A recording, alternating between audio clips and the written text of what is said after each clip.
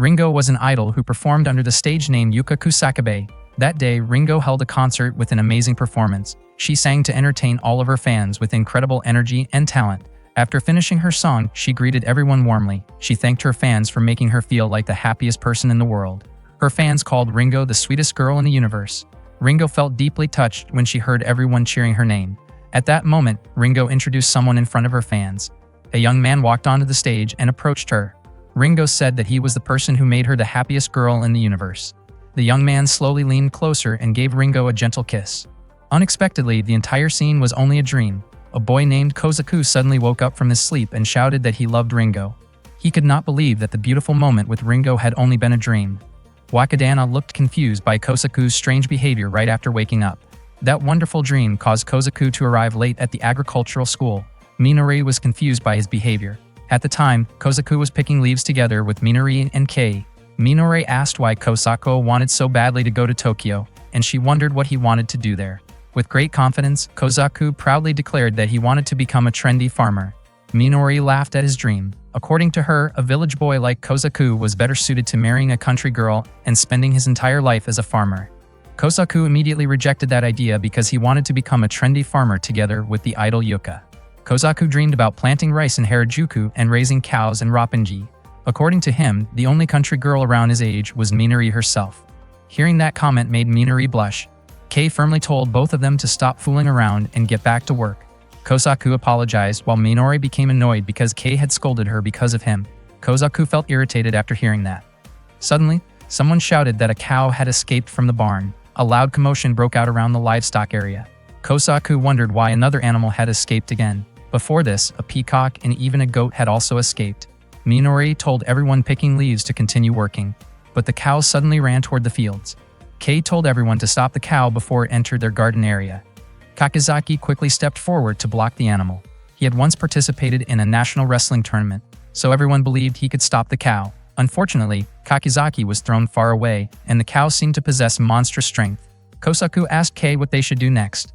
Suddenly, Minori took off her red shirt and handed it to Kozaku, telling him to run while waving it around. Minori's face turned bright red with embarrassment before she quickly ran away. The cow became interested in the red cloth in Kozaku's hand and immediately chased after him. Kozaku ran with all his strength while desperately avoiding the cow. Later in class, Kozaku still looked exhausted. He said that being chased by the cow had been terrifying. He held Wakadana in his arms and claimed that only Wakadana had been worried about him. That day, Kei brought up the career survey assignment. Kozaku asked whether Kei planned to attend college. Kei said he was still thinking about it, though he was likely going to apply to an agricultural university. Kozaku felt jealous of Kei. He explained that he only enrolled in the school because his parents were farmers and he had simply followed that path. Hearing that surprised Minori, and she asked whether Kozaku had actually been serious about his dream of becoming a trendy farmer. Kozaku answered that his real goal was Furufushi High School itself. Kei commented that it was probably the first time he had ever seen a high school student write high school as a future career path. Minori called Kozaku an idiot. Kozaku became confused when Kei and Minori stared at him strangely. Kei then asked whether Kozaku truly liked the idol Yuka that much. He wondered what was so special about her. Kozaku passionately explained that his idol had beautiful round eyes, small lips like a cute duck, cheeks as red as apples, a lovely feminine voice, beautiful hair, and adorable eyebrows. Kei told Kozaku to stop talking about it, but Kozaku continued saying that her smile looked incredibly sincere. Hearing all of that made Minori annoyed, and she kicked him. She told Kozaku to seriously think about his career survey instead. Kozaku then asked whether Minori had already finished filling out hers. He wondered whether she planned to work or continue studying in college. Embarrassed, Minori quietly admitted that she wanted to work in an office someday.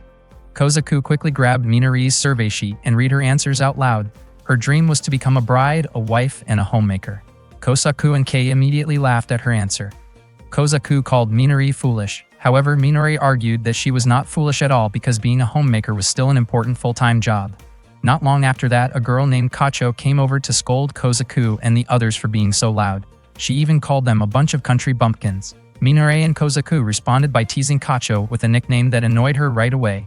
Feeling irritated, Kacho walked into the classroom while bringing along her beloved cow. She called everyone their noisy country kids who could not stop causing trouble. Kacho could not understand how they were all from Class 2A in the production department. Yet Kozaku and the others were in the farming division, which she considered the weaker side of production. Meanwhile, Kacho was an honor student in the livestock division. Because of that, she believed their status was completely different. Kacho complained that Kozaku and the others always caused a scene without paying attention to the people around them, and she criticized their behavior as thoughtless. Minori refused to stay quiet and pointed out that bringing a cow into the classroom was not exactly a smart thing to do either. Kacho immediately argued that Agehago was no ordinary cow. According to her, Agehago was a prestigious premium beef cow with the highest ranking and an incredibly bright future ahead. Kozaku casually commented that the cow probably cost around $20 per 100 grams of meat. Kacho then proudly revealed that Agehago's actual value was worth millions of yen.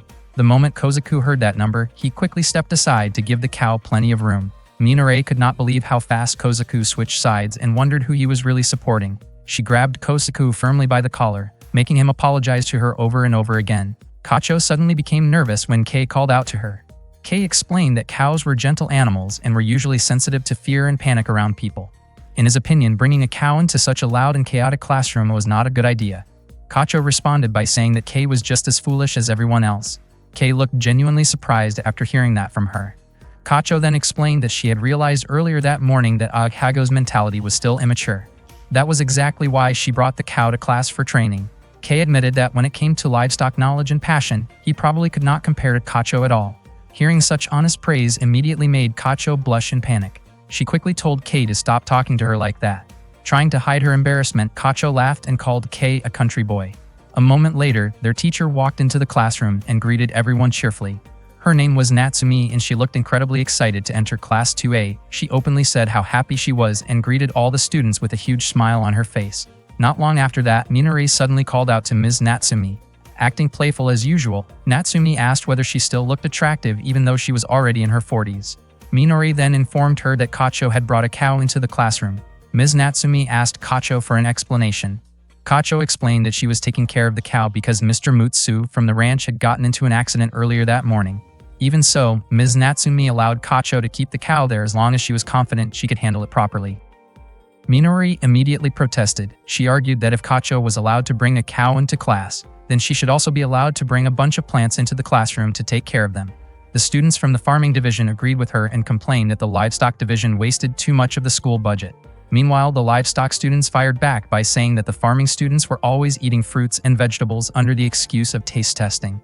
Hearing the argument getting louder and louder, Ms. Natsumi begged everyone to stop fighting because she wanted all of them to get along as friends. Minori still refused to accept that idea because she thought the whole situation was ridiculous. The students kept arguing anyway. While talking about strange things, Ms. Natsumi suddenly remembered something that happened the day before. She shared a story about going to a family restaurant and ordering a bottle of wine. She said she ordered 2 glasses and told the waiter that one of them was for her boyfriend. She even made a toast and said the wine tasted great, although the whole moment felt a little awkward because she did not actually have a boyfriend at all. The classroom stayed completely silent after hearing her story, and none of the students reacted. After that awkward moment passed, Ms. Natsumi finally started the lesson. After school, while relaxing at the dormitory, Kozaku ate lunch together with Minori and Kei. He enjoyed the food so much that he even asked for another serving. Kozaku looked completely satisfied with the meal. Afterward, Kei turned on the television while Kozaku lay down and started wondering why humans cared so much about flavor when calories alone should technically be enough. He questioned why God created people that way. For a moment, Kozaku even wondered whether God actually existed at all. Still, deep down, he convinced himself that God must be real because God had given the world the idol Yuka. To Kozaku, Yuka was basically a goddess herself. Suddenly, Minori called out to Kozaku and told him to watch the television because there was major news being reported. The TV program then revealed shocking news that idol Yuka had officially announced her retirement. Kozaku was left completely stunned after hearing it. Many people could not believe Yuka's sudden decision to retire, and even at that moment, Kozaku still could not accept the reality of it. One day, the idol Yuka walked past a crowd of people, yet no one recognized her. That morning, Minori and Kei knocked on Kozaku's door to wake him up. Since Kozaku refused to come out, Minori asked Kei for the spare key. As soon as they entered the room, Minori was shocked to see Kozaku rolling around on the floor while hugging his body pillow. She could not understand what he was doing. Kozaku claimed that he had become one with the idol Yuka. Kei assumed that Kozaku was trying to cope with his shock by acting like Yuka herself. Minori scolded him and reminded him that he would fail if he kept skipping class. On top of that, he would never become a trendy farmer. Kozaku explained that the reason he grew vegetables was so he could send them to idol Yuka. Meanwhile, Yuka had just stepped off a train and was heading somewhere. Kozaku proudly explained that he had been sending the vegetables he harvested during class to Yuka. He mentioned sending her a large, shiny eggplant. Kei immediately called him a creepy stalker, while Minori thought he had completely lost his mind. Kosaku defended himself by saying that Yuka lived in Tokyo, where fresh vegetables were hard to find. Kei understood Kosaku's feelings and asked what else he had sent. Kosaku casually replied that he had also sent fresh, bumpy cucumbers. Hearing that, Kei became even more disturbed and threatened to report him to the police. Kei quickly told Minori they should leave before the police considered them suspects too. Kosaku continued explaining that there were still many things he wanted to send to his idol, including sweet corn, bitter melon, and mushrooms. Minori asked if he was doing all of this on purpose. Kosaku looked confused and wondered what was wrong with sending eggplants to his favorite idol. According to Minori, secretly sending things to a young girl was inappropriate. Embarrassed, Minori explained that eggplants and cucumbers could give people the wrong impression because of their shape. Kosaku still could not understand why people thought they looked inappropriate, and he kept asking Minori to explain it clearly. Unable to say it out loud, Minori became furious and smacked him in frustration. Kei was convinced that Kosaku knew exactly what he was doing. Minori then asked whether Kosaku had ever received a reply. Kosaku denied it because he had never written his name on the packages. Minori said she did not care whether Idol Yuka retired or not. What mattered was that Kosaku needed to attend class because it was his responsibility. Kosaku still refused and crawled back into his Yuka body pillow, praising Yuka for being kind, beautiful, adorable, and pure. Irritated, Minori muttered that maybe Yuka was not as perfect as he imagined. Hearing that immediately angered Kosaku, and he tried to charge at Minori. However, Minori effortlessly stopped him with a kick that left him writhing on the floor. She warned him that refusing to attend class would only cause trouble for everyone else. She even threatened to make the livestock staff deal with him if he kept acting up. At the same time, Yuka stepped out of a taxi and arrived at Tamo Agriculture High School.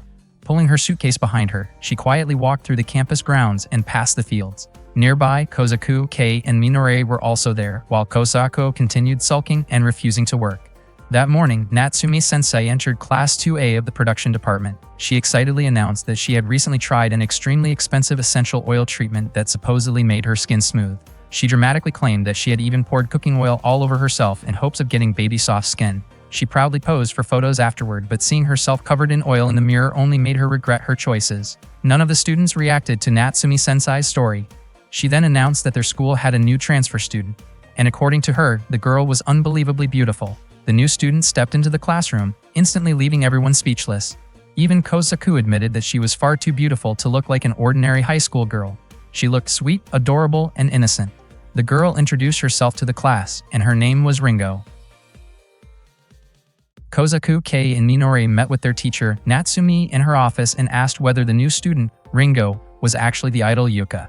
Natsumi answered that the answer was both yes and no. Meanwhile, the students in Class 2A of the Production Science Department were also asking Ringo whether she was the idol Yuka, but she denied it.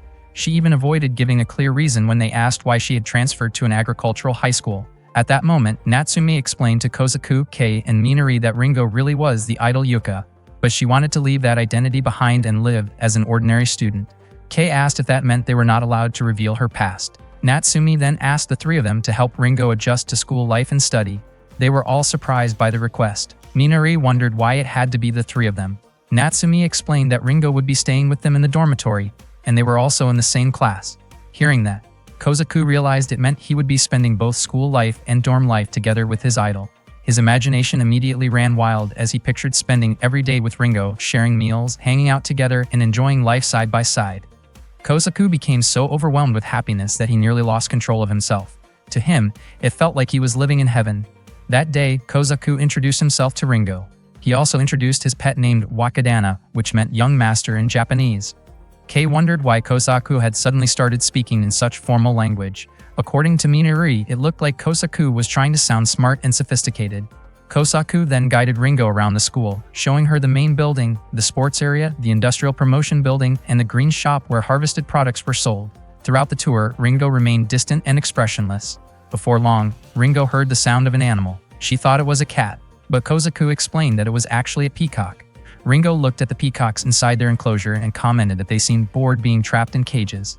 Kosaku enthusiastically gave a long explanation about peacocks, but Ringo stayed silent the whole time, making him wonder if she was getting bored. After that, they headed to the Wallaby house, where Wakadana lived.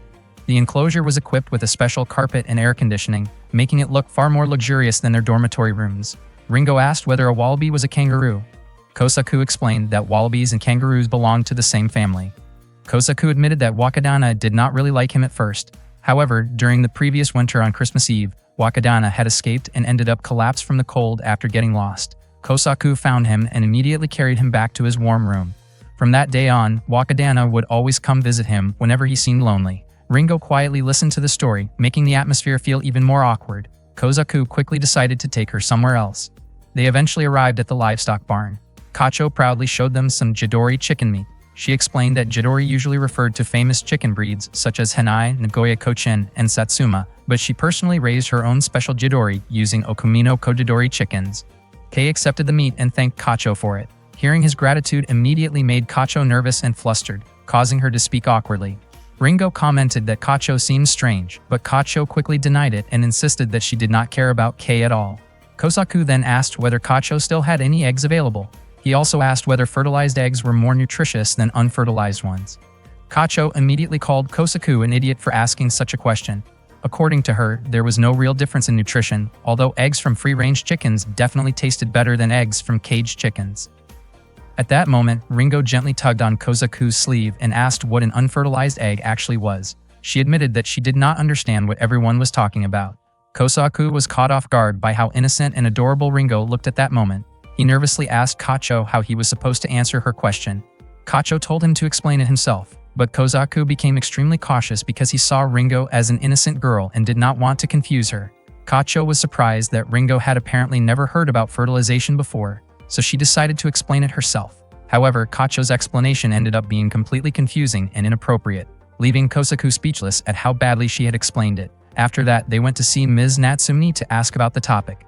Ms. Natsumi explained the story of Akadama, a legend about a man becoming dangerous if he went too far. Kosaku was shocked by the explanation. He tried to stop her because he thought the discussion was too inappropriate for an innocent girl like Ringo. Ms. Natsumi explained that she was only teaching them about reproduction. After hearing that, Kosaku admitted that Ms. Natsumi's lesson was actually very educational and useful. Later at the dormitory, Kosaku gave a welcome speech for Ringo's arrival at their school. They all had dinner together. Minori prepared a variety of dishes, but Ringo said that she was not used to eating large meals. Minori quietly whispered to Kosaku that Ringo seemed very cold and distant. Kosaku believed that Ringo was probably just nervous and naturally shy. Minori, however, thought that Ringo would have trouble making friends if she stayed that way, especially since teamwork was very important there. She suggested that Kosaku help Ringo feel more comfortable living in the dormitory. Kei then tried to lighten the mood by joking around in front of Ringo, but she still reacted coldly. When Kei attempted one of his ridiculous comedy routines, Kosaku immediately kicked him away before things got out of hand. After that, Kosaku invited everyone to play a game and asked Ringo if she knew any games they could all enjoy together. Ringo suggested playing the King's Game. In the first round, Ringo became the king. Kei secretly signaled that he had number 1, while Minori showed a sign for number 3. Kosaku assumed that meant Ringo had number 2. He then ordered number 2 to feed the king. Suddenly, Minori revealed that she was actually number 2. Kosaku was confused about how that was possible, but it turned out Minori's signal meant that Ringo had number 3 instead. Kei told them to continue the game anyway. Minori reluctantly fed Kosaku while Kei busily took pictures, making Minori feel embarrassed. Unexpectedly, Ringo snapped her stick into several pieces. In the next round, Kosaku became the king. Kei signaled number 2 while Minori signaled number 3. Seeing those signals, Kosaku quickly ordered number 3 to step in front of the king barefoot. To his surprise, Minori turned out to be number 3. Kosaku became frustrated, wondering why Minori had to be the one with that number. It turned out she had only been signaling her own number the entire time. Kosaku insisted that Minori follow the order anyway. Minori asked if he was really sure about it. She then pressed her foot against Kosaku's face while Kei enthusiastically recorded the moment. Minori called Kosaku a total pervert. Kei commented that any guy would probably panic in that situation. Kosaku was shocked when he noticed Ringo snapping her stick apart again. In the following turn, Ringo became the king once more. This time, nobody gave any hints about their numbers. She directly asked Kosaku what number he had. Left with no choice, Kosaku admitted that he was number 1. Ringo then ordered number 1 to call her by her first name from that moment on. After saying that, she smiled warmly at him. The next morning, Kosaku dreamed that he woke up resting on Ringo's lap. The dream startled him so much that he immediately fell out of bed. He later went downstairs and met Wakadana. Since it was Sunday, he could spend the whole day relaxing and playing with Wakadana. He even talked about his dream involving his idol Yuka appearing at school as Ringo. At that moment, Kozaku noticed Ringo standing in front of the washing machine. She wanted to do her laundry, but she looked completely confused. Kozaku was shocked to learn that Ringo had previously washed her clothes in a river. He joked that usually only Momotaro's mother washed clothes in the river like that. Kozaku firmly told Ringo that she should stop washing clothes in the river and use the washing machine instead. He carefully explained each step to her. He told Ringo to separate the clothes based on whether the colors might bleed and also by fabric type. Ringo then took out her laundry, which included her undergarments. Kozaku became flustered and wondered if Ringo was not embarrassed showing them to him since he was a guy. It seemed that Ringo did not really understand that kind of situation. She innocently asked where she should put them. Kozaku nearly panicked when he saw the undergarments right in front of him. He explained that delicate clothing like that should usually be washed by hand because the material was sensitive. Ringo admitted that she had never known that before. Kozaku realized that Ringo probably was not used to washing delicate clothes by hand, so he offered to help her with it. His face turned bright red as he nervously reached toward the laundry. Suddenly, Minori punched him right in the face. She accused Kozaku of acting suspiciously by trying to handle a girl's personal clothing. Ringo immediately defended him, explaining that she had been the one who asked for help. However, Minori remained convinced that Kozaku had tricked Ringo somehow. She claimed that she already understood Kozaku's personality well, while Ringo had only known him for a day or two. Hearing that made Ringo visibly upset, and she shot an angry glare toward Minori. Ringo stepped in to calm them down, wondering why the two of them were glaring at each other so intensely. Kozaku asked Minori to give back Ringo's underwear because the longer she held it, the dirtier it would get. Minori could not understand why Kozaku acted as if her hands were dirty. According to Kozaku, underwear was something pure and special, so it should not be treated carelessly. Minori was shocked that Kozaku seemed so obsessed with women's underwear. Kozaku told Minori to hand it over immediately.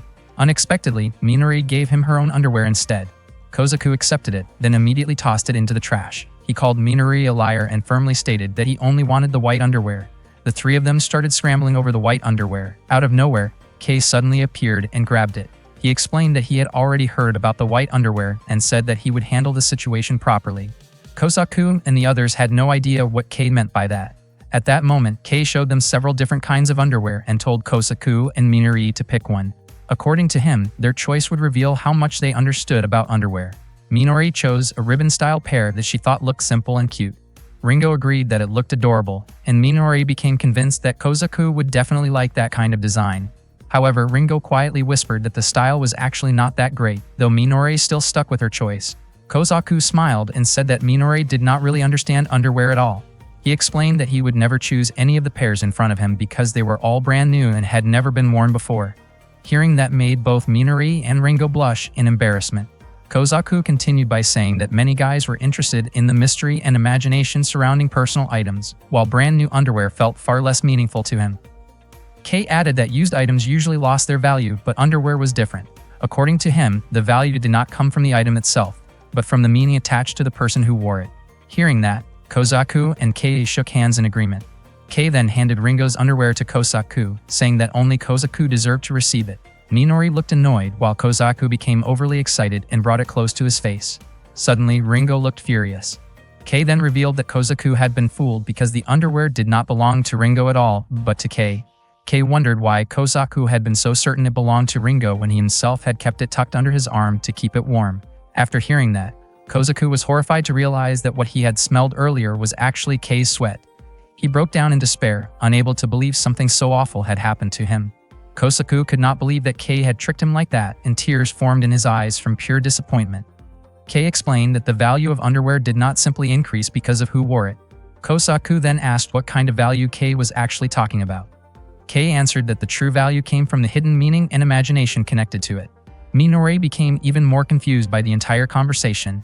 Kei continued by saying that underwear was something usually hidden from sight, and that mystery was what sparked people's imagination. According to him, underwear only had meaning because it stayed unseen and rarely exposed. If it was always visible, then it would lose that special sense entirely. After that, Kozaku apologized to Minori for calling her underwear dirty. Minori also apologized because she felt that she did not understand what Kozaku and Kei were talking about. Seeing Kozaku and Minori getting along again, Kei decided to take Ringo's underwear back. Kozaku protested that it was unfair, but Kei smacked him lightly and told him that Kozaku already had his own special feelings in his heart. Those words deeply moved Kozaku. He realized that everyone carried their own personal feelings and attachments inside their hearts. Right after that, Kozaku suddenly suggested holding an underwear festival during spring. Surprisingly, Kei and Minori immediately agreed with the idea. Hearing such nonsense, Ringo called all of them idiots. She quickly grabbed her underwear and stormed off. And just like that, the underwear festival came to an end in only 5 seconds.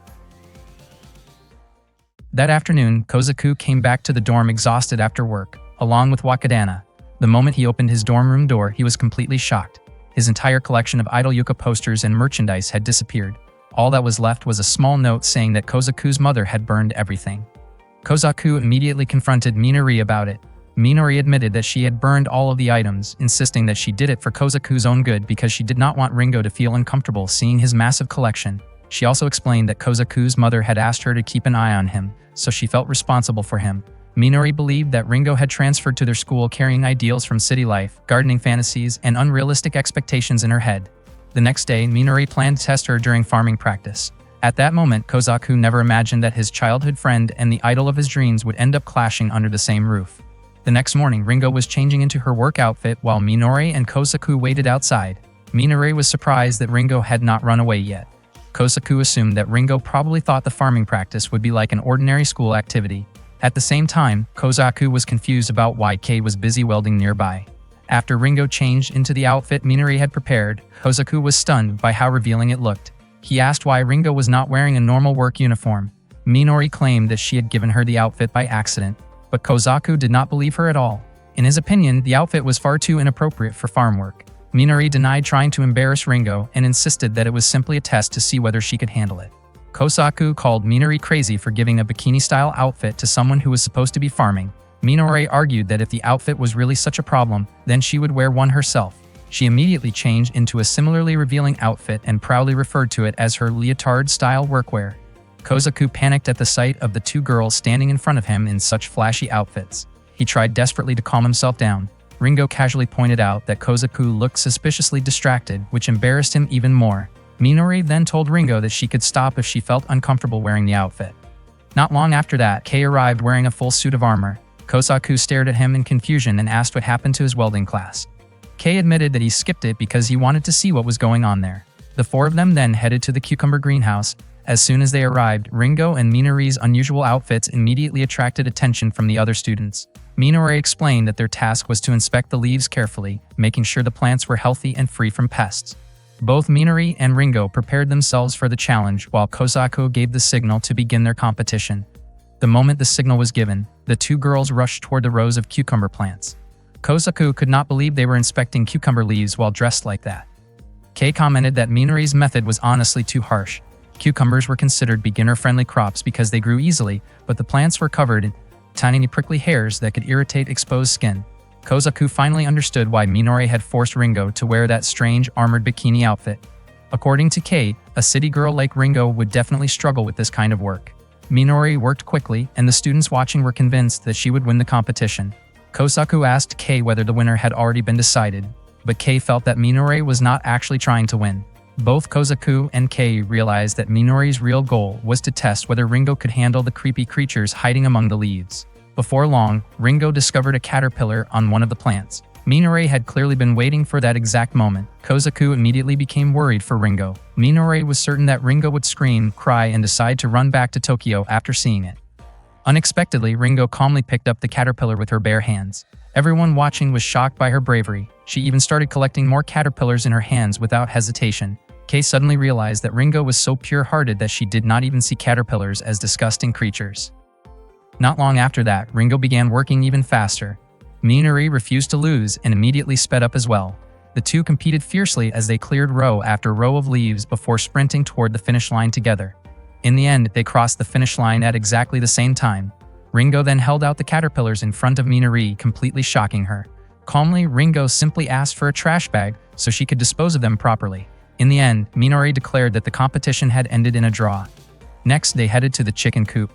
Kei explained that in the agriculture class, cleaning the coop was one of the 2 practical assignments for first-year students. Kozaku said that the first challenge of cleaning a chicken coop was dealing with the smell. The moment Ringo opened the coop, a powerful odor spread everywhere. Kei explained that chickens prefer dark places, so they were raised in enclosed spaces. In other words, the room trapped all the smell, heat, and humidity inside. Minori explained that the mission in the competition was to clean the chicken coop using only a broom. They had to remove every bit of dirt, feathers, and leftover feed from every inch of the place. Minori even told Ringo that she could just go back to Tokyo if she could not handle it. She laughed confidently, convinced that Ringo would definitely give up and return to Tokyo. Unexpectedly, Ringo immediately started sweeping the coop without hesitation. The students realized that Ringo seemed to be adapting to the environment surprisingly well. Kosaku mentioned that the smell was the first obstacle, while Kei thought people could eventually get used to the odor and temperature over time. Minori then wondered whether Ringo could handle the feed storage room. Ringo quickly opened the storage door, and thousands of cockroaches scattered out from inside. Kosaku and Kei even grabbed onto each other in shock after seeing that many cockroaches at once. Minori laughed again, certain that Ringo would never be able to handle the swarm of insects. She even offered to help if Ringo could not do it herself. To everyone's surprise, Ringo calmly stepped on the cockroaches without panicking at all. The students watching were completely stunned. Even Minori could not believe that Ringo was not afraid of cockroaches. In the end, Ringo finished the task with ease. Kei then declared Ringo the winner. Minori refused to accept the result and insisted that the competition was not over yet. Kosaku suggested that Minori should just give up already. However, Minori challenged Ringo to one final contest involving an important activity in the rice fields. Since Japanese people had been eating rice since the Yayoi era, Minori believed they should understand rice planting properly. Ringo accepted the challenge right away. Kosaku let out a sigh and announced that the competition would take place on Saturday. He reminded both Ringo and Minori to wear clothes that would not soak easily because they were definitely going to get wet. The day of the competition finally arrived, and they headed to a rice field that was around 100 square meters wide. According to Kei, it usually took 4 people half a day to finish the work there. Minori confidently claimed that she could handle it with pure determination. Kosaku had already warned everyone to wear clothes suitable for getting wet, but he was still shocked by what they actually showed up wearing. Ringo asked whether she had chosen the wrong outfit. Kosaku assured her that she looked cute, so her outfit was fine. What really bothered him was Kei's outfit instead. Kei casually explained that the clothes were popular where he worked. Kosaku kept rambling while criticizing the strange outfit. Kei then proudly revealed that he had bought it at Geisenman. Unexpectedly, the others praised Kei for having the confidence to wear something so unusual, and they even admired him for it. Kosaku felt that Kei's outfit was way too flashy, especially in front of girls. Things became even more unbelievable when he saw teacher Natsumi wearing a wedding dress costume. Natsumi playfully teased Kosaku and joked around in an overly dramatic way, making him extremely uncomfortable. Kosaku immediately told her to go home because her comments were far too much for him to handle. However, Natsumi kept teasing him non-stop and even joked about spending the night together. Kosaku could not understand why she acted that way at all. Minori became disgusted by Natsumi's behavior and quickly stopped her before things went any further. According to Minori, Natsumi's actions had clearly crossed the line. Kosaku thanked Minori for helping him out. Minori admitted that she was willing to do anything for Kosaku. Kosaku then asked Minori what kind of outfit she was wearing. Minori explained that it was a bloomer outfit. Kosaku wondered why she was wearing bloomers when their school only allowed mid-thigh skirts. Minori explained that she had received special permission from home just for that day. Kei commented that it had become rare to see anyone wearing bloomers anymore. Minori added that the bloomers actually belonged to her older sister. Kosaku honestly could not understand why Minori went as far as wearing sporty outfits like swimsuits, bloomers, and leotards. He commented that outfits like that could easily attract attention from boys. Minori immediately fired back, saying that Kosaku was the one acting inappropriate for paying so much attention to her outfit in the first place. Kosaku defended himself by saying that he had only noticed the bloomers. Without warning, Ringo opened her jacket and revealed that she was only wearing an old-style school swimsuit underneath. The students around her were completely stunned. Kei noticed that the swimsuit Ringo wore was a classic design from years ago. Back in its day, that style had been extremely popular because it allowed people to move freely and felt comfortable in the water. Kosaku admitted that he liked girls with a simple and natural style. Hearing that, Ringo quickly told him to stop staring at her. Kosaku immediately looked away and said that he could barely handle how cute the swimsuit looked on her. Ringo became embarrassed after hearing that and called Kosaku an idiot. Kosaku apologized and promised not to keep looking at her anymore. Minori grew irritated and stepped closer to Ringo. The two girls faced each other with tense expressions while trying to hold back their emotions. Kosaku asked them to calm down because everyone was watching. After that, he suggested that they finally begin the rice planting competition, and both Minori and Ringo agreed. As they prepared to start, Ringo looked surprised the moment her feet sank into the muddy rice field. Kosaku explained that the mud sticking to her legs was something people eventually got used to, and that farming could even become enjoyable once someone adapted to it. He then demonstrated the proper way to plant rice seedlings. Seeing his technique, Ringo praised Kosaku and said he was impressive. Kei also complimented Kozaku, saying his planting skills were even better than a teacher's. Kozaku proudly replied that people in his village often called him the Mud Man. Suddenly, Minori reminded everyone that she and Ringo were supposed to be competing, so Ringo should not receive too much help. Kei argued that it would not be fair because Minori had far more experience than Ringo, so allowing Ringo to learn only the basics should be acceptable. Minori finally agreed and asked Kozaku to teach her quickly. Kozaku then encouraged Ringo to try planting on her own. Ringo carefully placed the rice seedlings into the water, but Kozaku advised her to push them deeper into the mud. Ringo still seemed to struggle a little with the technique. Minori impatiently told them to hurry up and start the match before teacher Natsumi became even more exhausted waiting for them. Kei suggested that Kozaku guide Ringo directly by helping her movements from beside her. The idea instantly made Kozaku imagine himself standing very close to Ringo while teaching her step by step. Minori clearly disliked the thought after imagining it herself. Kei pointed out that Minori would probably not feel satisfied competing against a complete beginner who had no guidance at all. He then asked Ringo whether she minded receiving help from Kozaku. Ringo calmly answered that she had no problem with it. Kozaku looked shocked and asked if she really trusted him that much. Once he realized Ringo truly agreed, he became excited and quickly moved closer to help her. His heart started pounding nervously the moment he reached for her hand. However, just as he touched her, Minori intentionally interrupted them and demanded that Kozaku teach her how to walk properly in the muddy field instead. Unfortunately for her, Kozaku immediately refused. The competition was finally about to begin. Because Ringo was still a beginner, teacher Natsumi decided to give her a slight handicap at the start. Kei took the role of announcer, Kozaku became the commentator, and Natsumi acted as the referee. The moment the signal was given, both girls immediately began planting rice. Minori moved incredibly fast, rapidly closing the gap between them, while Ringo worked carefully and with full concentration. Kozaku noticed that Minori had amazing stamina and suspected that she was intentionally trying to pressure Ringo. Even so, the rows planted by Ringo were perfectly straight, showing how focused and determined she was. The students watched the competition with great excitement as the two girls continued side by side through the muddy field. When they reached the same position, Minori declared that she would no longer treat Ringo like an ordinary student from the school. Right after saying that, Minori sped up even more. Suddenly, Ringo's foot became stuck in the mud. She lost her balance and accidentally crashed into Minori. Ringo quickly apologized and explained that it had only been an accident, but Minori refused to let it slide. She immediately pushed Ringo down into the mud. Ringo became annoyed and mocked Minori in return, causing Minori to get even angrier. Before long, the two of them started arguing and splashing each other around in the muddy field. Kei and Kozaku were shocked that things had escalated so badly. They warned the girls not to damage the rice plants, but the chaos only grew worse. During the commotion, both Kei and Kozaku ended up getting caught in the crossfire and were sent flying backward into the mud themselves. The fight became so wild that even the nearby students were dragged into the muddy mess. After everything finally settled down, both Minori and Ringo seemed surprisingly satisfied. In the end, the intense competition unexpectedly became the beginning of a friendship between them. Ringo's arrival at the agricultural school brought many new experiences into Kozaku's life. One morning, while Ringo was washing her face in the bathroom, Kozaku was, as usual, chasing Wakadana after he left his room. At that moment, Kozaku caught sight of Ringo freshening up. To him, seeing Ringo living in the dormitory still felt like an unexpected discovery, and it left him fascinated. One day, the agriculture students were shocked to find their garden in complete disarray. It looked as though something had caused chaos throughout the area. Some of them had already expected something like this to happen, considering the garden had no real security measures in place. Kei asked whether anyone had witnessed what happened. Suddenly, Kacho stated that she was fairly certain that children were responsible. She claimed that she had seen several children wearing gray coats and running away while carrying vegetables. Kozaku asked when she had seen them.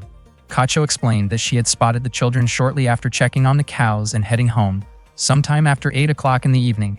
She also pointed out bite marks on a cucumber that had apparently been dropped by the culprit. In Kacho's opinion, Kei should investigate the reason behind the incident.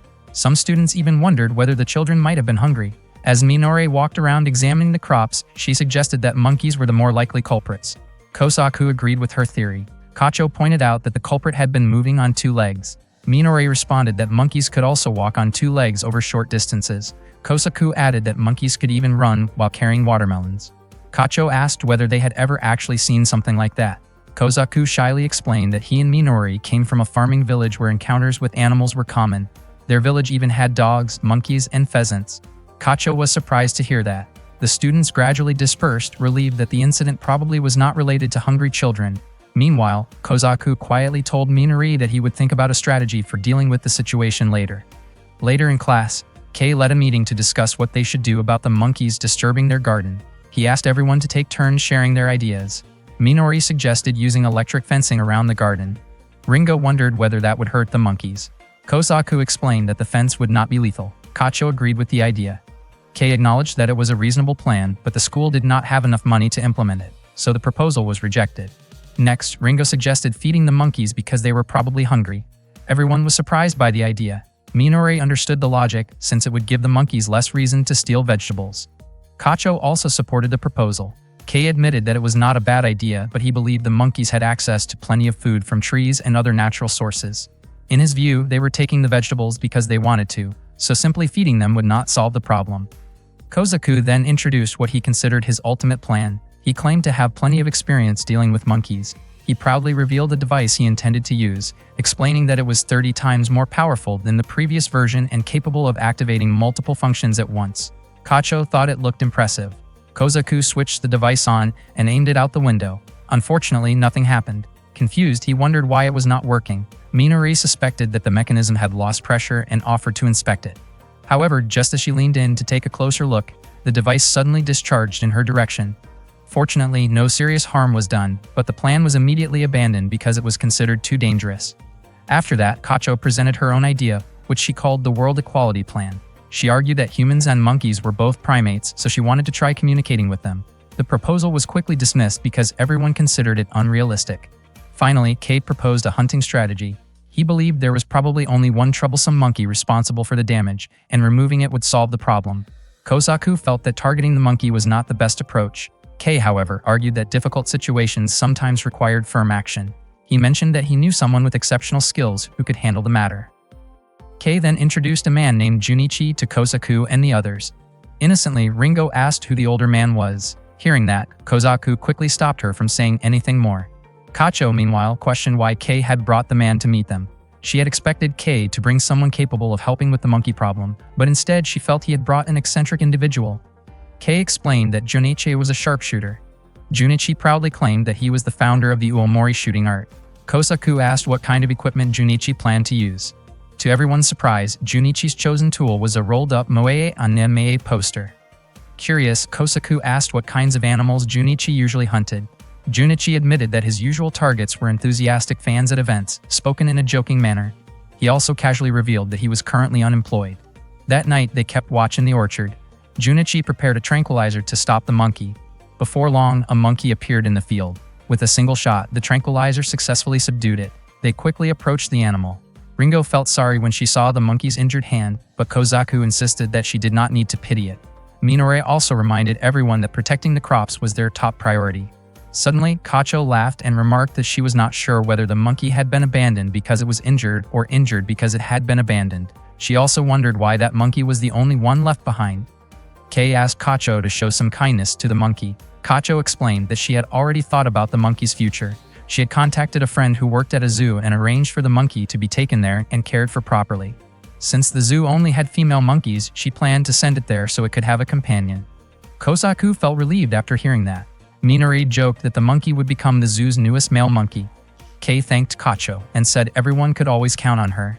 Hearing that made Kacho nervous, and she quickly replied that she was doing it for the monkey, not for Kei. At that moment, Kozaku glanced at Ringo, who still looked saddened by the monkey's injury. Later that night, Kozaku went to Minori's room because he wanted to discuss something with her. Minori immediately blushed and asked him to wait for an hour so she could tidy up her room. After an hour had passed, Minori finally opened the door. Kozaku was surprised by how different the room looked. He even thought she had renovated it. Minori appeared extremely nervous and offered to let Kozaku use the bathroom first. Not long afterward, Kei arrived. It turned out that Kozaku had invited him as well. Kei was equally surprised by the appearance of Minori's room. While Minori looked embarrassed, Kozaku casually commented that she seemed to have completely remodeled it. Kei appeared to understand the situation right away. Minori then asked what Kozaku wanted to talk about. Her expression fell when she learned that he wanted to discuss Ringo. She quickly wished him good night and told him to leave. Kozaku was confused because they had not even started the conversation yet. He could not understand what mistake he had made. Kei remarked that Kozaku seemed remarkably unaware of certain things. Kozaku was even more puzzled by their reactions because he only wanted to show them something. He then played a video of Yuka performing during one of her idol concerts. Minori was shocked because she believed she had destroyed all copies of it. However, Kozaku revealed that he had simply purchased another one with his own money. Kozaku asked them to pay close attention to Yuka in the video. Kei and Minori both agreed that Yuka looked much more cheerful than Ringo.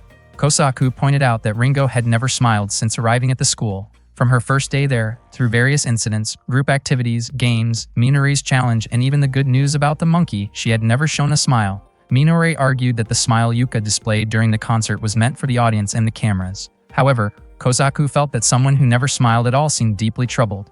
Kei finally understood what Kozaku had been worried about. Meanwhile, Ringo was doing her laundry. After a while, Kei approached her and announced that he wanted to demonstrate a special trick. He attempted a ridiculous comedy routine in front of her, hoping to get a reaction, but Ringo remained completely expressionless. Kei became so embarrassed that he wished he could disappear on the spot. Kozaku and Minori watched from nearby, and Minori was convinced that Kei had been trying to make Ringo laugh. Later, while Ringo was in the kitchen, Minori approached her and playfully tried to tickle her. Kozaku was almost jealous of how boldly Minori acted. Minori was confident that her tickling skills would surely work and that Ringo's reaction would reveal her true feelings. Kozaku could barely contain his anticipation. Minori was certain that Ringo would eventually crack. To everyone's surprise, Ringo showed no reaction at all. Instead, she calmly asked if it was her turn. She then playfully tickled Minori, causing Minori to burst into laughter and eventually collapse onto the floor, exhausted. Afterward, Ringo asked what Kozaku had really wanted to do. Feeling somewhat embarrassed, Kozaku asked whether she felt uncomfortable living in the dormitory. He explained that she had always worn a serious expression ever since she arrived. Ringo finally understood that Kozaku and the others had been trying to make her laugh. Kozaku apologized if he and his friends had gone too far. Ringo admitted that she simply could not smile anymore. When she first arrived, she had mentioned that her facial expressions were naturally stiff. At first, she thought she might just be tired. However, she eventually realized that she had lost the ability to smile. She explained that she had tried many times, but nothing worked. She did not know where to go or what to do anymore.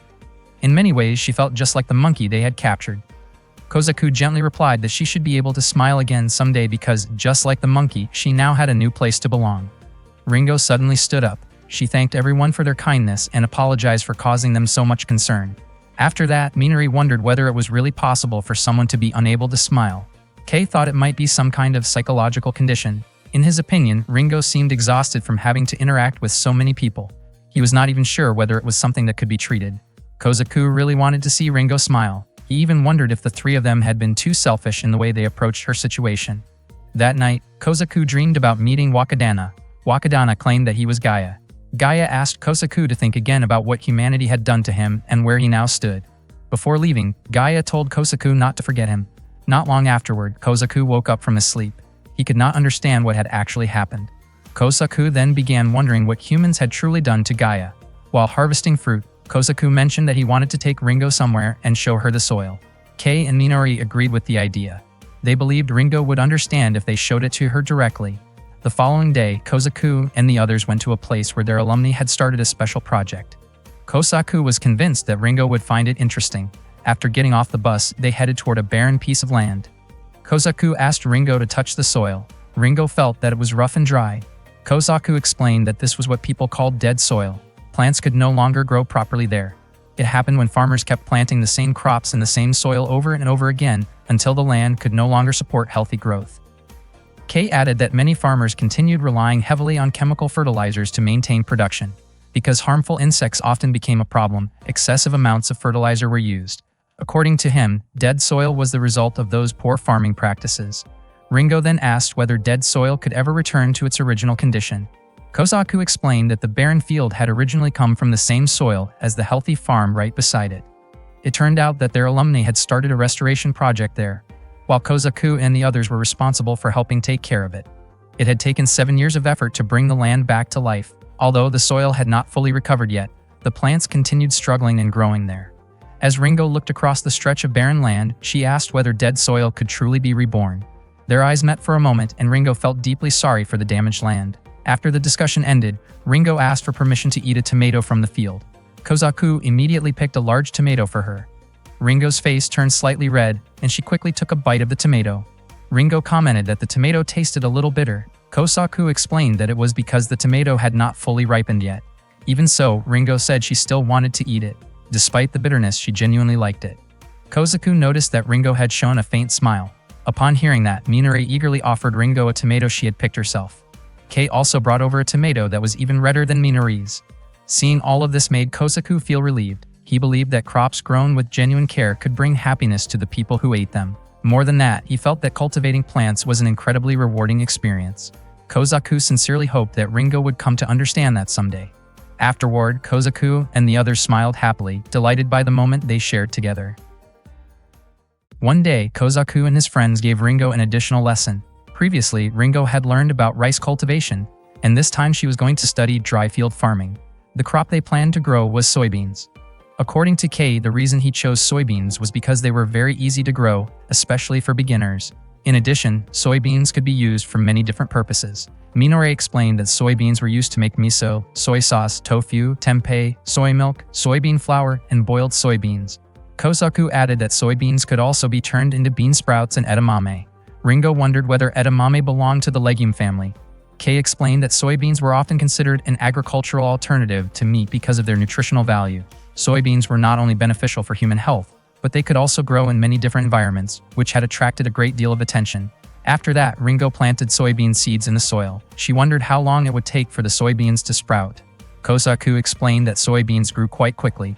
Ringo had initially thought they might sprout by the time school ended.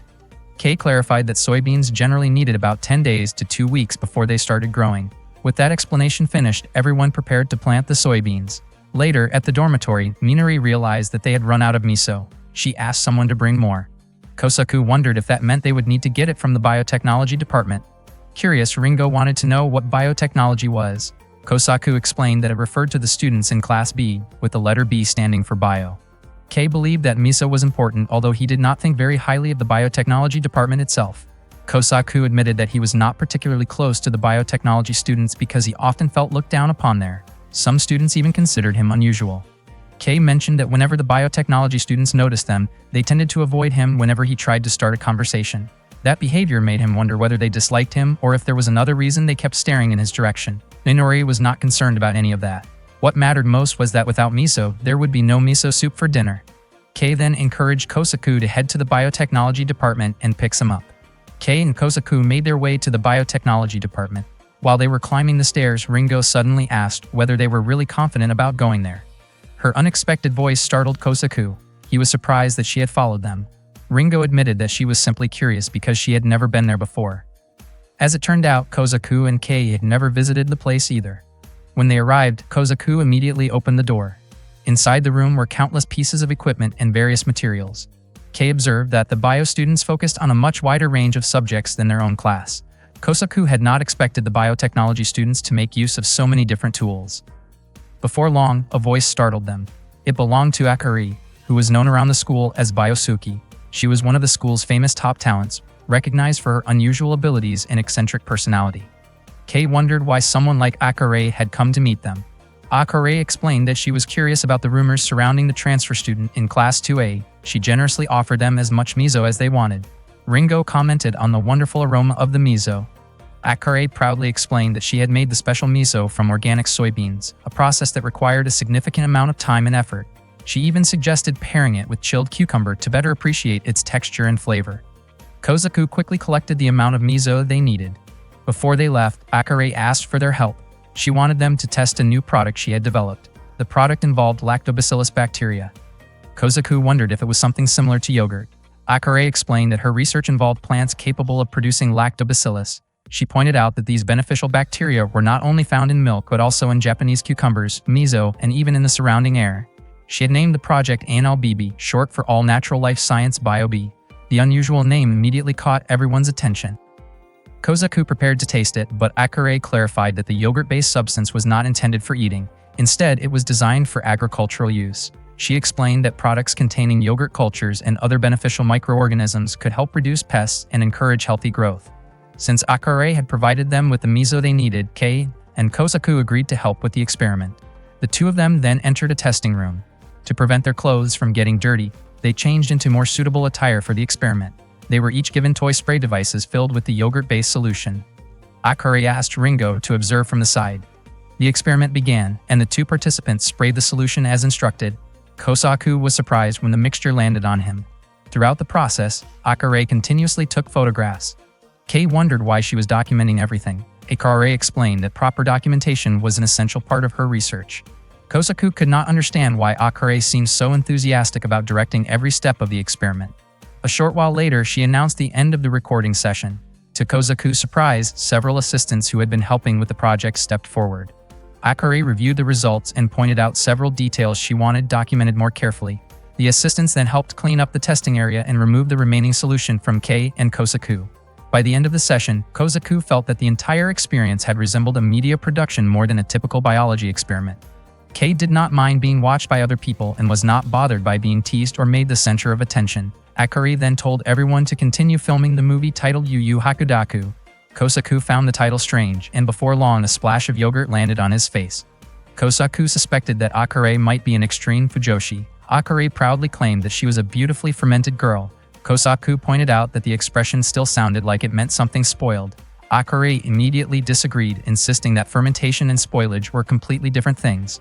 Not long afterward, Kei fired yogurt into Kosaku's mouth, causing him to fall over. Kosaku wondered why Kei was running around without proper clothes on. Kei let out a wild laugh and seemed completely satisfied after covering Kosaku from head to toe with yogurt. Once filming was finished, the crew cleaned the yogurt off both Kei and Kosaku. Kei smiled with such relief that Kosaku thought he looked as if a huge weight had been lifted from his shoulders. Akare proudly declared that they had created an amazing film and promised to reward Kei and Kosaku for their efforts. She then mentioned that F had started making a move and warned Kosaku to be careful. Hearing that left Kosaku shocked. Afterward, Kosaku quietly ran through the forest. Minori and Ringo approached him, confused about what he was doing. Kosaku immediately told them to stay away. Ringo admitted that she was tired of waiting for him. Kosaku wondered whether Ringo understood the seriousness of the situation. Meanwhile, Minori became curious about what was happening. Kosaku explained that there used to be a class known for constantly getting into fights. Kei had once told him that a warrior-like code of conduct existed within that class. Long ago, the students of Class F were considered the only true originals. Ringo had never heard about Class F before. A moment later, a group of people who called themselves the Woodmen jumped down from the trees. One of the 4 strongest members of Class F was Rintaro. He declared that Kosaku was in serious trouble and that he wanted to settle things immediately. Kosaku could not understand why he was being targeted. Rintaro stated that whenever he disliked someone, he wanted that person gone from his life.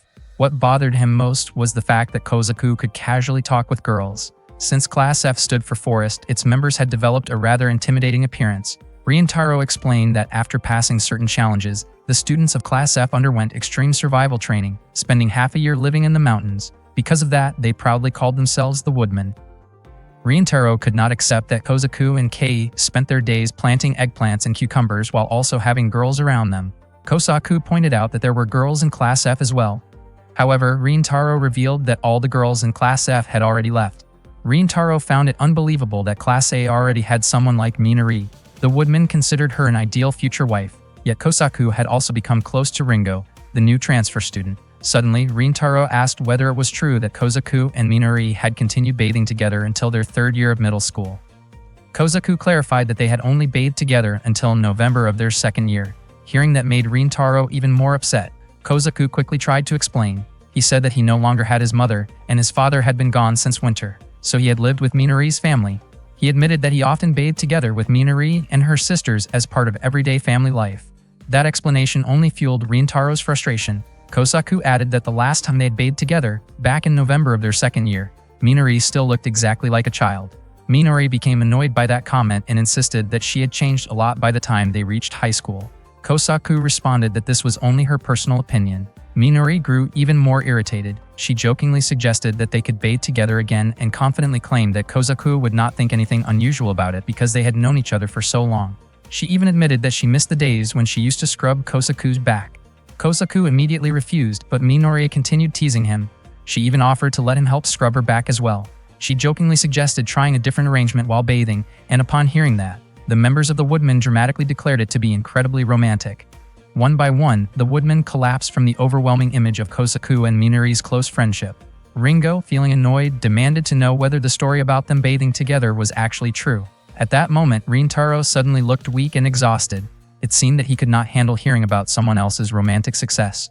Earlier, he had admitted to Kosaku that he desperately wanted the chance to sit beside girls himself. Rientaro had already decided to create a new department. His goal was to make Class F famous among girls. Curious, Kozaku asked how he planned to accomplish that. Rientaro proudly announced that he intended to use the concept of forest girls. Since Class F stood for forest, he claimed that the idea was the hottest trend among teenagers. Minori was surprised, pointing out that trends like that had already faded long ago. Kozaku agreed and bluntly said that the idea felt completely outdated. Rientaro wanted the students of Class F to have girls around them, sit next to girls, and even experience romantic moments at school. The woodman jokingly said that the F in Class F stood for female. Kei commented that the forest girl type was certainly unusual, but that a new type of forest girl had just appeared. Hearing that, Rientaro and the others immediately treated Kei like their mentor. According to Kei, forest girls were basically the same as mountain girls because they enjoyed activities such as hiking, cycling, and climbing. Kei explained that mountain climbing had recently become a popular trend. In unison, the members of Class F declared that the F actually stood for Fuji. Inspired by that idea, Rientaro led his group on a trip to the mountains. Meanwhile, Akare was relaxing on the school rooftop with her friends. They considered Rientaro from Class F to be the weakest among the four greats. Akari laughed and remarked that Rientaro had allowed himself to get distracted by girls. That same day, Ringo and Wakadana went to the abandoned field. Suddenly, a young man appeared and invited Ringo to come with him. At the same time, Kozaku was searching for Ringo because they had planned to meet at the library. He eventually went to the abandoned field and found the book Ringo had been carrying lying on the ground. At that moment, Ringo was chatting with the young man. Not long afterward, Kozaku arrived and approached them. He recognized the man standing beside Ringo as Kaoru from Class E. Kozaku explained that Kaoru was the representative of Class E's landscape department and one of the four greats. He was also known as the most handsome student in the school. Kozaku declared that he could not forgive Kaoru for taking Ringo and Wakadana away. However, it turned out that Ringo had willingly followed Kaoru after being tempted with snacks. Kozaku scolded her and warned her not to follow strangers so easily. He then asked Kaoru what he was planning.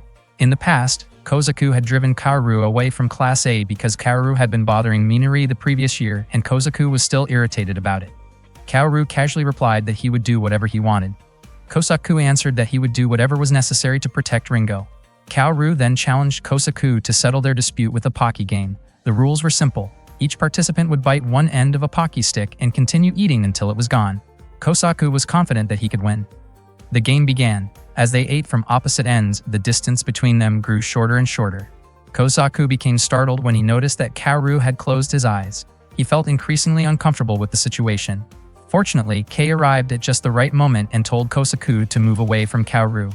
Unfortunately, the awkward situation only drew more attention as several students arrived on the scene. Akari and her group immediately started taking photos. Rientaro and his friends were completely shocked by what they had witnessed.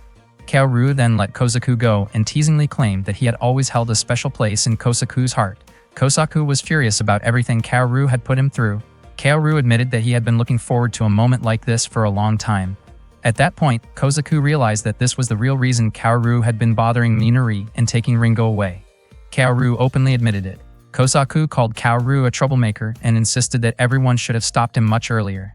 Instead, Akare enthusiastically commented that the photos would make a perfect cover for a popular boys' love magazine. Rientaro remarked that it felt like an entirely different world. Minori even became emotional and pleaded for Kozaku to come back. Suddenly, Ringo asked where the other members of the four greats were, since only Akari, Rientaro, and Kaoru were present. Everyone was caught off guard by her question. Moitama eggs were marketed as eggs with a rich, delicate texture, whether they were eaten boiled or even raw. Moitama eggs were unfertilized eggs produced by chickens that were fed organic feed. What had originally started as a simple experiment unexpectedly turned into a goldmine. One morning at school, Minori asked Kozaku whether he had heard about Momai, which had recently become a hot topic. The product had gained attention by placing cute character illustrations on rice bags and selling extremely well in the market. Minori wondered whether stories like that were actually true. Kei explained that it was indeed a real phenomenon. The product had hired a talented illustrator who created a character inspired by Akira Kamachi. The artwork was then printed on rice bags and sold online. Surprisingly, within just 3 months, they had managed to sell 32 tons of rice. That amount was twice their usual annual sales, achieved in only a quarter of the year. Kozaku thought the achievement was incredible. Minori commented that they might also need to start thinking about packaging for any products they planned to sell in the future. At that moment, a student named Torao approached them. Torao, known as Money Kanagami, was one of the school's most influential students. It was the first time Ringo had ever seen him. Kozaku explained that there was a group often referred to as the school's elite. According to him, the members included Kacho, also known as Buin Yoshida from Class A, Akari, also known as Bio Suzuki from Class B, Woodman Rintaro from Class F, Kaoru, also known as Rose Hanazono from Class E, and Torao, also known as Moni Kanagami from Class D, who specialized in agribusiness. Ringo pointed out that the list contained 5 people rather than 4. Kozaku simply suggested that she not worry too much about that detail. Curious about Torao's sudden appearance, Kozaku wondered what brought him there. Torao responded in a friendly manner, implying that Kozaku seemed unusually cold considering how long it had been since they had last met. Kozaku was surprised because he thought Torao was still serving a suspension related to the Kanagami Fund incident. Torao explained that his suspension had ended the previous day. After that, he mentioned that Kozaku and the others appeared to be discussing something interesting. He expressed interest in joining the conversation and revealed that he had already been developing a business idea based on a similar concept. Kozaku felt that the idea sounded more complicated than it appeared. Minori also had doubts, especially since they would need an illustrator or manga artist to create the artwork. Torao laughed and confidently explained that he had already taken care of that issue. He claimed that he had secured the assistance of the renowned artist Kipu Sensei. Hearing that, Kozaku, Minori, and Kei could hardly believe it. Kipu Sensei was widely known for creating illustrations for light novels, with work that had been featured in magazines and across the internet. Kipu Sensei was also known for contributing illustrations to a humorous light novel set in an agricultural school, a project that had attracted considerable attention. Torao continued by explaining that Kipu Sensei was a true professional with extensive experience. Because of that, he felt confident that their product would sell successfully. Kozaku admitted that the plan sounded promising. Torao promised that he would share the profits if Kozaku and the others agreed to help him. He understood that many people were reluctant to trust him, but he believed that if Kozaku and his friends became involved, others would be more willing to listen. Unexpectedly, Minori announced that she and Kozaku would support the project. Kozaku was confused about why only he and Minori had been volunteered. Minori explained that she was simply trying to manage the risk in case Torao ended up getting into trouble again. Kei then asked about Torao's sales strategy. Torao explained that they needed something that would stand out. Since they already had a famous artist involved, the most important requirement was a product that could be supplied in large and consistent quantities. There would be little value in having attractive packaging if the product itself could not meet demand. The most abundant and reliable product at their school was, of course, chicken eggs. With that in mind, they approached Kacho to present their proposal. However, Kacho rejected the idea immediately. She strongly disliked the concept of moe-related marketing. In Kacho's view, Kozaku and the others should focus on putting genuine effort into the quality of their products rather than relying on promotional trends. Torao explained that he only wanted to change the way the products were marketed. He also argued that school was the perfect place to experiment with new ideas. Kacho disagreed and remained convinced that Torao was hiding some ulterior motive. Torao urged her to reconsider. He explained that if the eggs were sold online, Kacho's products could reach customers throughout Japan. Such success could potentially make her both wealthy and widely recognized. Kacho responded that supporting local production was what mattered most to her. She could not forget the customers who already supported her products. Torao then tried a different approach. He reminded Kacho about concerns surrounding eggs produced under poor conditions, such as chickens raised in unsanitary environments and treated improperly. He emphasized that Kacho took excellent care of her chickens and suggested that more people deserve the opportunity to enjoy eggs produced through such responsible methods. He continued to insist that their goal was ultimately to benefit consumers. After hearing his reasoning, Kacho gradually softened her stance. Despite her earlier opposition, she eventually agreed to consider the proposal. Watching the exchange unfold, Kozaku could not help but admire Torao's persuasive skills. The egg product was named Moitama. They planned to create a marketing strategy using the mascot Innocent Peggy. Kozaku asked about the status of their product blog. Kacho explained that the blog had been receiving a very positive response. Kozaku then asked Minori about the media coverage. Minori reported that they had already been featured in 3 anime magazines. Not long afterward, Kei received a phone call informing them that there had been a request for figure merchandising rights. Kozaku could not believe things were moving that quickly. According to Torao, there seemed to be some kind of event creating additional attention. He described it as free publicity and said there was no harm in taking advantage of the opportunity. The Moitama commercial video was quickly produced, with Ringo serving as the voice actress. Soon after, Torao received a call from a customer who wanted to place an order for Moitama. However, demand had become so overwhelming that customers would need to wait up to 3 weeks for delivery. While Kozaku and the others were busy packing eggs, Ringo suddenly informed them that the school server had gone down. Kozaku was convinced it was because they were being flooded with orders. In addition to the online traffic, phone orders were pouring in as well. Everyone became increasingly busy, and it was clear they needed more people to help. Kacho was delighted to learn that her eggs were selling so well. The Moitama business continued to grow, and they even hired other students to handle incoming phone orders.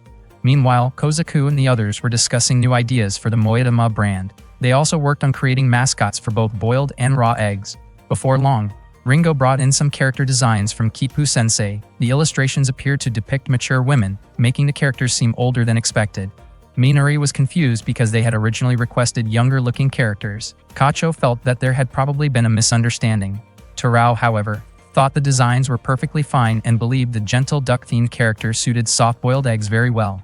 Kozaku and the others agreed with the suggestion and quickly added the designs to the website homepage.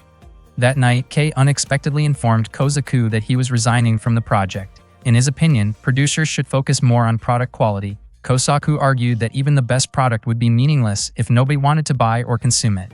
Kei insisted that Kozaku did not understand the situation. Kozaku could not see what was wrong with selling something people genuinely wanted. Despite that, Kei stood by his decision and left, riding away on his goat. Later that evening, Kozaku was at a cafe with Torao. A television program was broadcasting an interview with Kacho, who had become known as the producer of Moitama.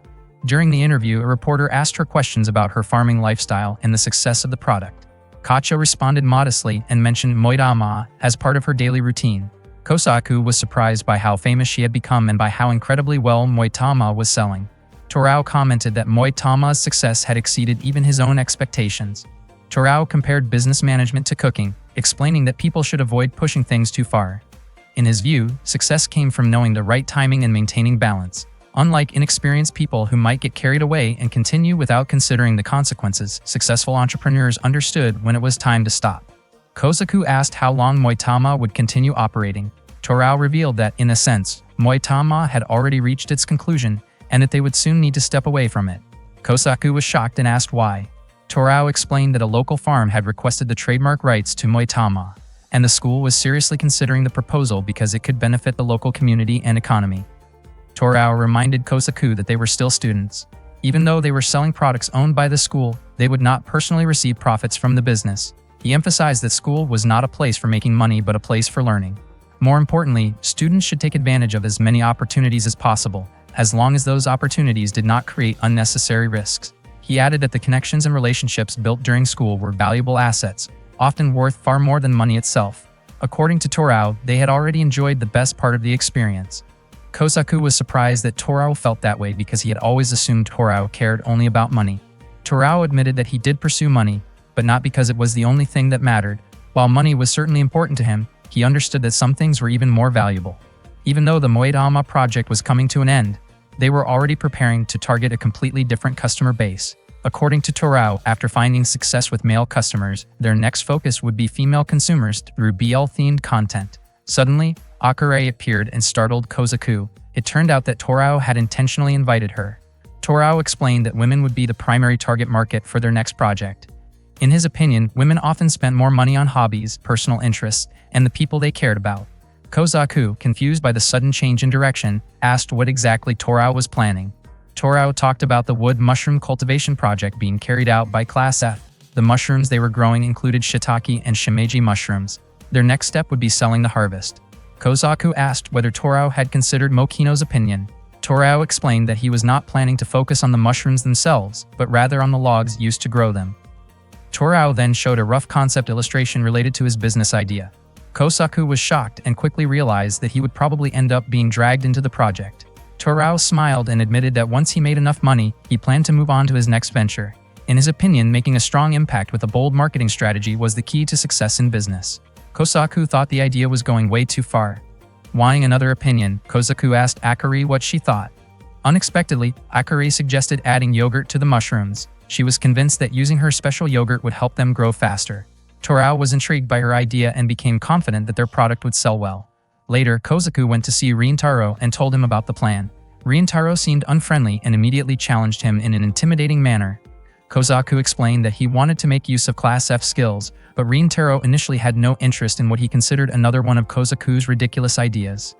Kozaku asked whether the task was too difficult, which was why Rintaro was rejecting it. Rintaro replied that it was actually quite simple. All they needed to do was drill holes into logs and insert mushroom spawn. Torao claimed that this was the perfect opportunity to showcase the unique talents of the forestry department and attract attention from a niche audience of imaginative young consumers in Japan. That description seemed to catch Reintaro's interest. Torao asked whether Class F wanted to become well-known among that audience. He assured Reintaro that if the product became successful, he would gain recognition and many students would become interested in joining the forestry department. Hearing that, Reintaro finally became interested and asked Kosaku to explain the plan in detail. Soon afterward, Kosaku, Torao, Akari, and Reintaro gathered to discuss the business they intended to build. Their product was called Pick Them From There, My Mushrooms.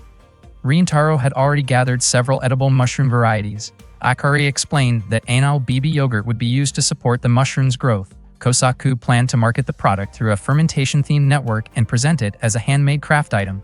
Torao laughed and pointed out that if rumors about the project spread, they could easily get into trouble. Because of that, they decided to keep the operation quiet. Unfortunately, their plan eventually came to light. As a result, Ms. Natsumi gave Kosaku a suspension from school. One evening, Kosaku and the others attended the Tanabata festival while wearing yukata.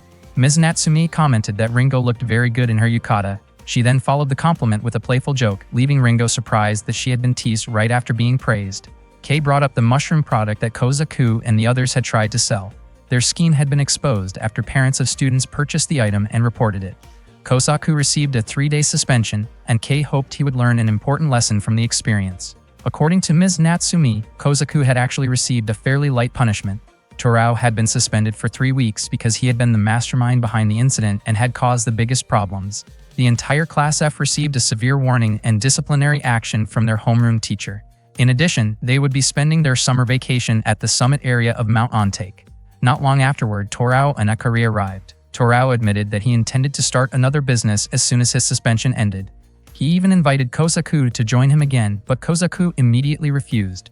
Before leaving, Torao asked whether everything that had happened had at least been enjoyable. Kosaku admitted that it had. Torao laughed and walked away. Minori found it surprising that Torao and Akari never seemed to learn their lesson. Afterward, Kosaku and the others wrote their wishes on strips of paper and hung them from bamboo branches. Ms. Natsumi wrote a huge number of wishes and proudly displayed every single one of them. Kosaku also wrote down his wish. Everyone had something they hoped for, and at the very least, everyone seemed happy. Kosaku might not have been completely happy himself, but at least he still had something to wish for. One summer day, Kosaku complained about how unbearably hot it was out in the fields. Kei pointed out that tomatoes, cucumbers, and other summer vegetables thrived much better in warm weather than during winter. Ringo wondered whether tomatoes simply did not like the cold. Kosaku explained that temperatures that were too low caused tomatoes to grow slowly and become wrinkled. Ringo then asked whether soybeans were able to handle the summer heat. Kei explained that soybeans could be grown in many different types of soil and were known for their exceptional resilience. He asked Kosaku to explain the 3 primary nutrients used in farming to Ringo. Kosaku said that the 3 essential nutrients were nitrogen, phosphorus, and potassium. Without nitrogen, plants would not be able to grow properly. The remarkable thing about soybeans was their ability to produce their own nitrogen. They absorbed nitrogen molecules from the air and converted them into nitrogen compounds. In other words, soybeans were capable of creating their own natural fertilizer. Ringo commented on how amazing soybeans really were. As July arrived and the intense summer heat settled over the farm, the busiest season of the year began. One day, Minori prepared an enormous spread of food. There were cucumbers, tomatoes, eggplants, peppers, bitter melon, okra, ginger, pumpkins, zucchini, and corn. Since she had received all the ingredients for free, everyone was able to enjoy as much food as they wanted. According to Kei, one of the most important principles for agriculture students like them, who work closely with food and life itself, was never wasting food. They quickly gathered together and enjoyed the feast. By the afternoon, Kosaku felt completely stuffed. His classmates talked about how Minori had created mountains of dishes using leftover crops. The conversation reminded everyone of the melon festival from the previous year. Before long, Kacho approached Kosaku, who was still struggling with how full he felt. Some of the other students became distracted by Kacho's striking appearance and jokingly compared it to a melon. Kosaku mentioned that the melon he had sent to Ringo was especially sweet. To his surprise, Ringo already knew that. That evening, Minori once again prepared a huge amount of food. Everyone sat down together and enjoyed another hearty meal. Kei praised Minori's sesame curry. There was also a crisp pear curry and a luxurious ratatouille that seemed even better than usual. Minori was delighted to see everyone eating so enthusiastically. As they prepared to take a bath later, Kosaku remarked to Kei that it felt as if they had gained weight. Kei assumed the extra bulk came from muscle developed during harvesting. However, both Kozaku and Kei had actually put on some weight from eating such large portions. Minori and Ringo had also become noticeably heavier. Kozaku soon realized that their larger bodies were not the result of muscle growth but simply overeating. Minori did not appreciate his comment at all. Kozaku bluntly pointed out that both Minori and Ringo had gained quite a bit of weight. When the two girls looked at each other, they realized their bodies had indeed become softer and fuller. Ringo blamed Minori for constantly making so many delicious meals. Minori became annoyed, and the two began arguing with each other. Kozaku found the situation strangely entertaining. He jokingly described it as a clumsy wrestling match. Kei observed that both Minori and Ringo seemed awkward in their movements because they had not yet adjusted to their recent changes in size. Understanding the situation, Kozaku suggested that they all start a diet together. According to Kei, the best way to lose weight was through exercise. Fortunately, they were studying in an environment that strongly encouraged physical activity. Everyone also hoped that Ringo would return to her usual condition. Kei remarked that the issue was not her past experience as an idol, but rather the need for better self-control. Kozaku added that he was even more concerned about Minori. Just then, Minori approached and asked what they were discussing. Kozaku showed her a photo he had taken of her the previous night. At the time, Minori had been upset because she felt unhappy with how much weight she had gained. The picture had captured her from an unflattering angle, making her appearance look quite different from usual. Kozaku could not imagine how embarrassed she would feel if her family ever saw it. Unfortunately, he accidentally sent the photo. Annoyed, Minori immediately tried to grab Kozaku's phone. Suddenly, Ringo arrived and reported that white foam had appeared around the soybean plants. Kozaku suspected it was a type of fungus that had grown quickly due to excessive watering. Ringo admitted that she had been watering the plants every single day, even when it rained. Kozaku reassured her not to worry. He explained that it was only a fungus and was confident that the soybeans would recover soon. Ringo still looked very disappointed. Wanting to cheer her up, Kozaku invited her to take a walk around the fields with him during their next break. As soon as they arrived at the field, Kozaku immediately dug up a soybean plant and noticed white growths around its roots. He quickly asked Ringo to call the teachers. The teachers inspected the plants right away and discovered that the white growths were a plant disease known as white blight. Plants infected with white blight die easily, and even worse, the disease produces Sclerotium rolfsi fungus in the soil, which is how it spreads. This meant that the soil itself had become contaminated. Unfortunately, there was no effective way to fix the problem. If even a small amount of the fungus remained, it could affect the crops grown the following year. To prevent that from happening, they would have to remove the contaminated soil and destroy all of the affected plants. That night, Kei and Kozaku talked together in the dormitory. They both understood how serious the situation was. It turned out that other schools using soil from the same supplier had also been affected by the white blight. Kei felt that if he had discovered the issue sooner, some preventive measures might have been possible. Kozaku told Kei not to blame himself. Minori later came to see them, and Kozaku asked about Ringo's condition. Minori explained that Ringo wanted to be alone for a while. She had not come out for dinner, so Minori had left some food for her. Minori asked Kozaku to speak with Ringo, believing that Ringo would listen if the words came from him. She was counting on Kozaku to help. Kozaku immediately went to Ringo's room and called out to her. He explained that farming was enjoyable and fascinating, but there was also a reason why some farmers were not always highly regarded.